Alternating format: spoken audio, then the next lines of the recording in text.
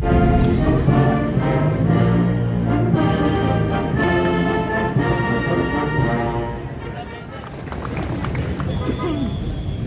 salamat. Magandang umaga po, Vice Mayor Dodot, sa ating mga konsehal, sa ating mga kasama sa lokal na pamahalaan, pati na rin sa mga kasama natin mula sa national government agencies.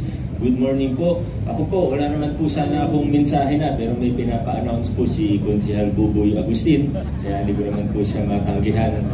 Pinapaalala po ni Konsi Buboy na pasado na po ang ating amendment sa ordinansa na nagbibigay daan para makabitan ng tama at legal na kuryente ang mga lugar na may mga problema pa sa lupa. Ngunit po ito yung para sa may mga problema sa lupa. Nung nakaraang panahipasa ito, noong 11, sanggulan po na napasa ito, pero may amendment po na ipinasa si Konsehal Buboy para po payagan na ang gagawin po, K-load. Ibig sabihin yung prepaid na Meralco po ang ikakabit. Bakit po? Para mas fair din sa mga landowner at o kaya sa mga susunod na magiging tenant. Kasi pagka may regular na connection at may utang, nagkakaproblema yung susunod na mga titira dun sa lupa na yun. Hindi sila makabitan na ng kuryente. Pero kung K-load prepaid, wala naman problema sa prepaid na Meralco, mas magiging maayos at fair po ito. Ang layunin lang naman po natin sa ordinansang ito o sa pulisiyang ito ay makabitan ng legal at maayos na kuryente na hindi prone sa sunog, na hindi delikado, na ginagalang ang karapatan din ng mga naninirahan sa isang lugar habang inaayos pa yung mga problema sa lupa. Imbis na mag-submeter, imbis na mag-illegal connection gaya ng jumper, mas mabuti na po nabigyan sila ng temporary connection na legal at ligtas. Maraming salamat sa ating sangguniang radio. Hanggang dito rin ang kasama sa puso, dito rin ang kasama sa Office of the Building Official.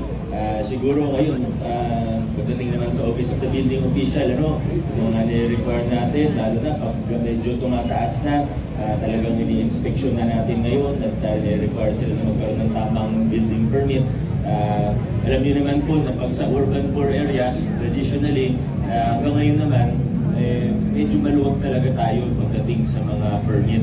Pero siguro nakita naman natin itong nakaraang mga linggo kung bakit kahit urban poor area yan, hindi talaga tayo pwede pumayag, lalo na pag matataas na, pag mga 4, 5, diba kahit urban poor area, nakikita natin may 4-story, 5-story, may nakita ko hanggang 6 stories sa ibang urban poor areas natin.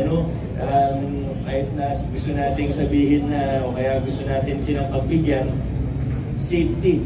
Buti kung yung nasa loob lang ng building, yung may-ari lang ng building, yung maapektuhan, yung madidisgrasya, pero hindi po. Pati yung mga kapitbahay niya, maaaring madisgrasya, maaaring maapektuhan. Lalo na kapag nagka-lindol, nagkaroon ng sunog.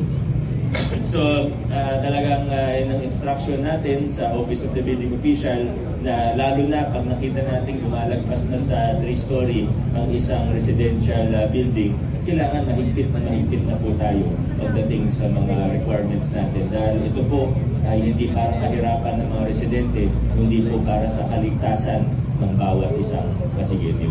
Maraming salamat po. Maraming salamat sa ating lahat. Adjourn na po tayo. Good morning po.